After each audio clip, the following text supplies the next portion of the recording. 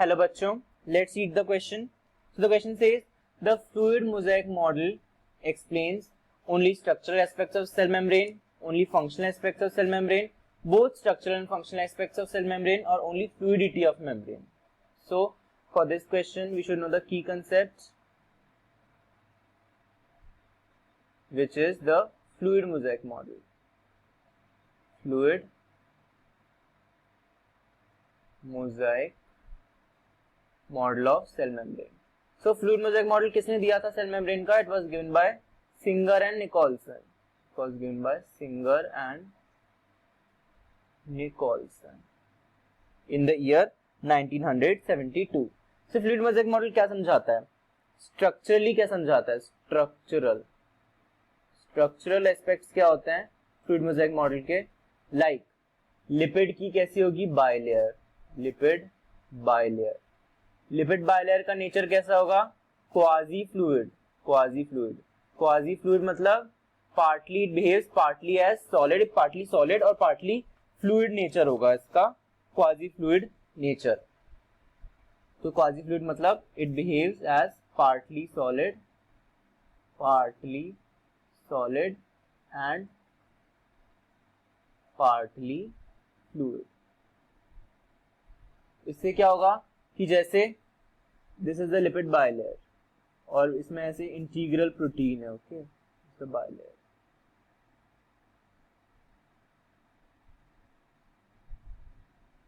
तो integral protein का क्या हो पाएगा? Lateral movement. तो क्वाजी फ्लूइड होने से क्या होगा? इंटीग्रल प्रोटीन का लैटरल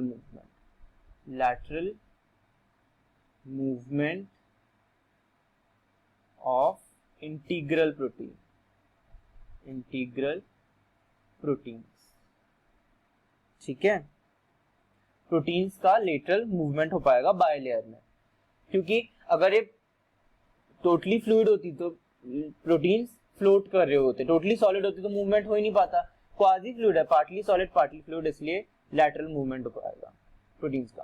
तो ये क्या है इसका? It is a functional aspect. तो स्ट्रक्चरल एस्पेक्ट भी बताता है लिपिड बाइलेयर का कि क्वाजी फ्लूइड स्ट्रक्चर होता है, बाइलेयर फॉर्म में अरेंज होता है, और फंक्शन भी बताता है.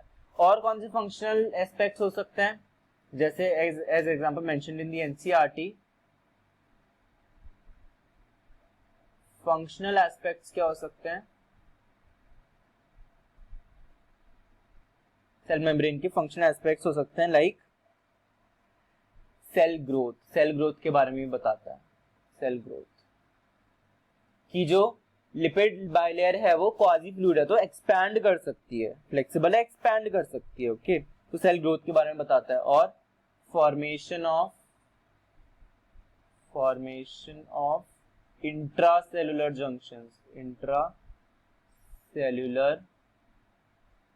जंक्शंस के बारे में बताता है. Okay, cell growth, formation of intracellular junctions. Secretion के बारे में बताता है, सिक्रीशन. और एंडोसाइटोसिस के बारे में बताता है. एंडोसाइटोसिस कि जो जैसे प्लाज्मा मेम्ब्रेन है like this, quasi fluid structure है, कोई भी बाहर से पार्टिकल आया तो ये प्लाज्मा मेम्ब्रेन क्या करेगी? इसको ऐसे एनगल्फ करेगी. क्वाजी फ्लूइड है, जैसे बेंड हो सकती है. एनगल्फ सॉलिड होती तो बेंड नहीं हो पाती. Okay, so it is quasi fluid structure. Endocytosis कर सकती है. और क्या बता सकता है? सेल डिवीजन बता सकता है. सेल डिवीजन का फंक्शनल एस्पेक्ट एक्सप्लेन करता है.